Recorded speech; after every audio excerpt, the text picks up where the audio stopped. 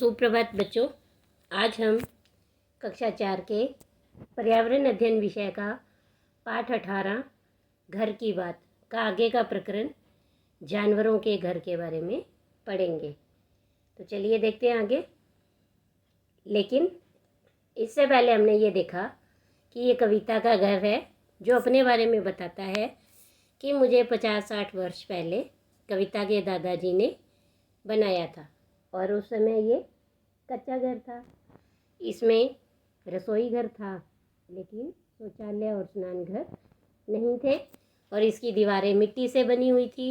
छत है वो घास फूस से यानी बांस और खपरेल से बनाई गई थी।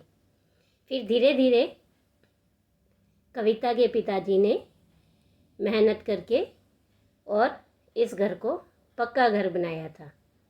और पक्का घर है वो ईंट से, सीमेंट से, पत्थर से, लकड़ी, सरिया, इन चीज़ों से बनता है। फिर हमने देखा घर बनाने में कौन कौन सी सामग्री की आवश्यकता होती है। तो घर बनाने के लिए ईंट, सीमेंट, बजरी, सरिया, पत्थर, लकड़ी इत्यादि सामग्री की आवश्यकता होती है। इसके बाद हमने देखा कि घर के अनेक स्वरूप होते हैं, यानी घर कई प्रकार के होते हैं। बहुत वर्षों पहले जब मनुष्य घुमक्कड़ था, घुमक्कड़ का अर्थ होता है कि एक स्थान से दूसरे स्थान पर घूमते रहना, तब मनुष्य पत्थर के अंदर बनी हुई इस तरह से गुफाओं में रहता था।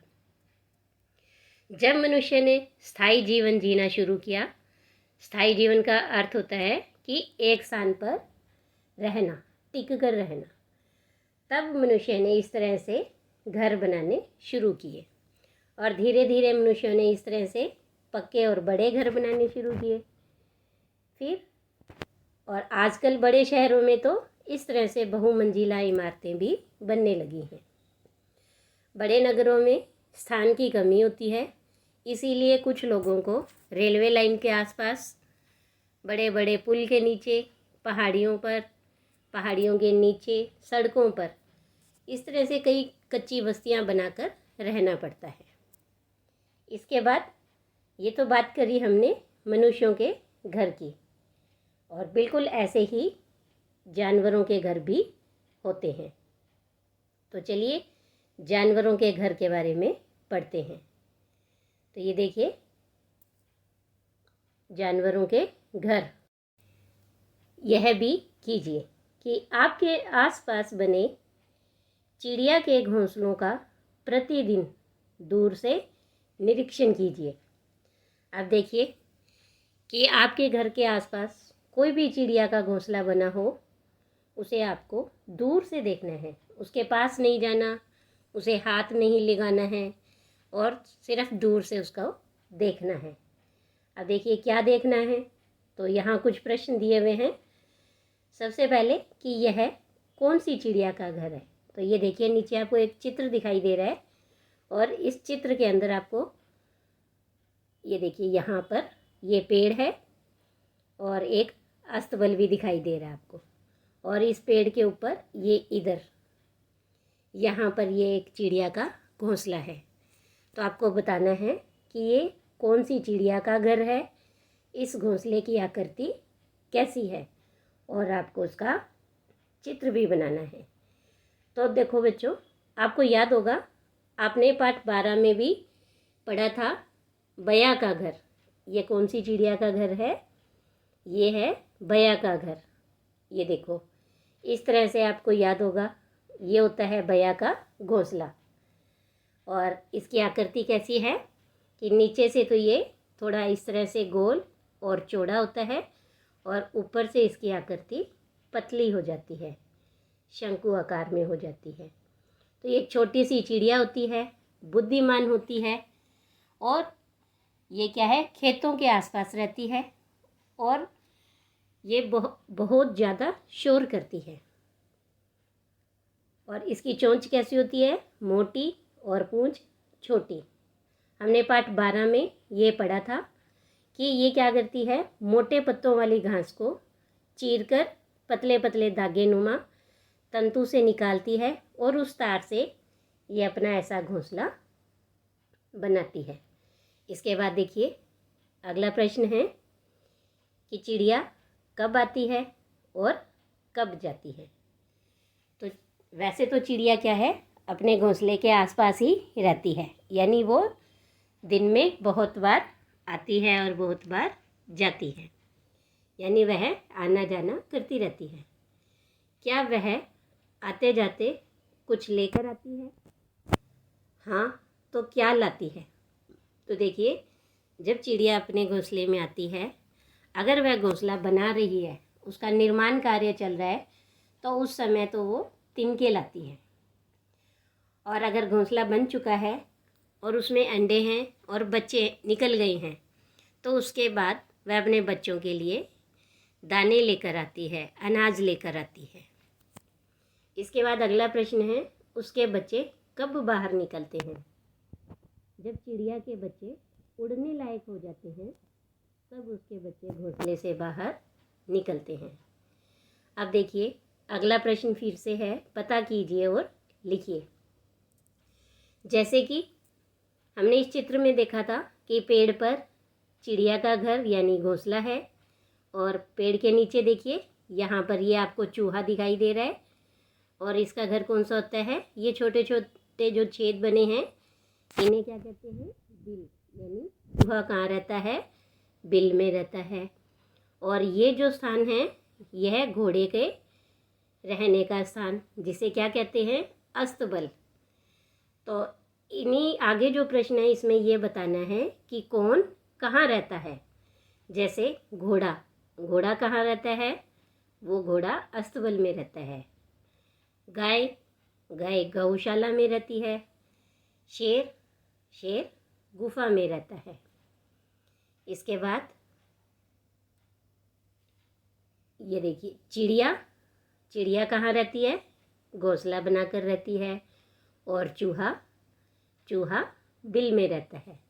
ये भी हमने, ये देखिए इस तरह से इन चित्रों में देख लेते हैं कि गाय हैं जो गौशाला में रहती है, शेर है वो गुफा में रहता है, घोड़ा है वो अस्तबल में रहता है, और जो कुत्ता है उसके लिए इस तरह से घर बना होता है, कुत्ता घर, उसमें रहता है।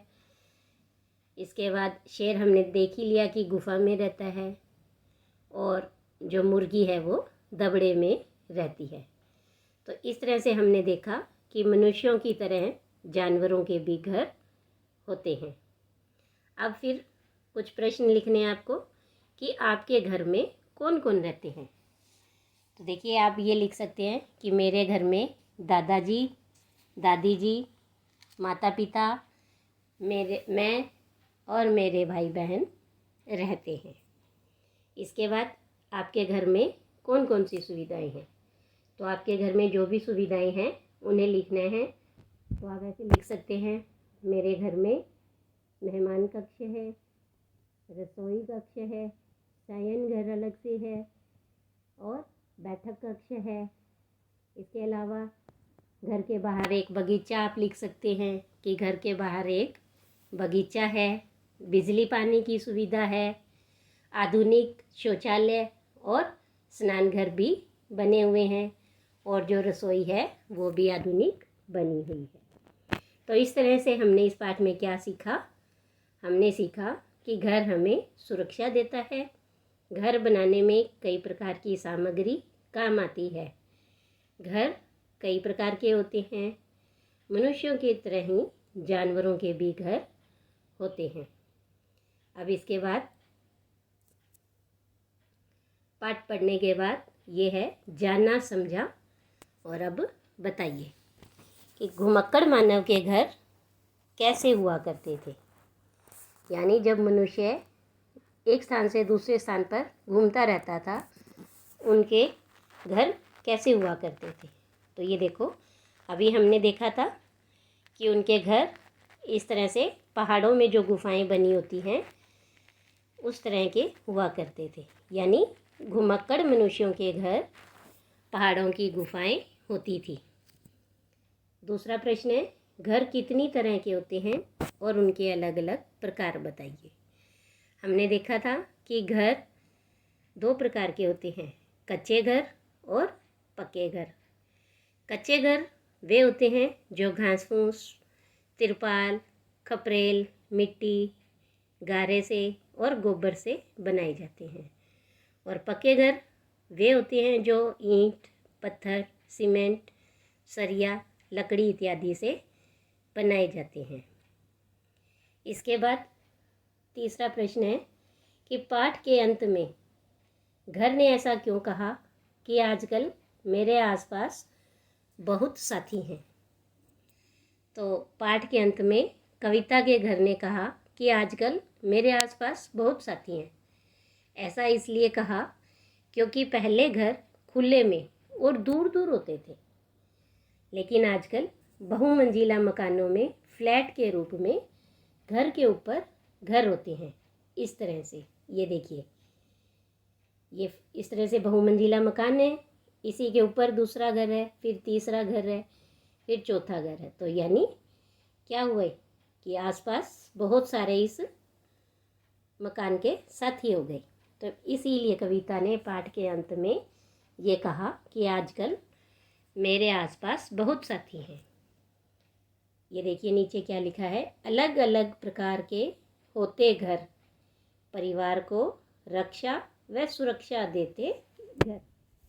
तो इस तरह से आपका ये पाठ पूरा होता है। धन्यवाद।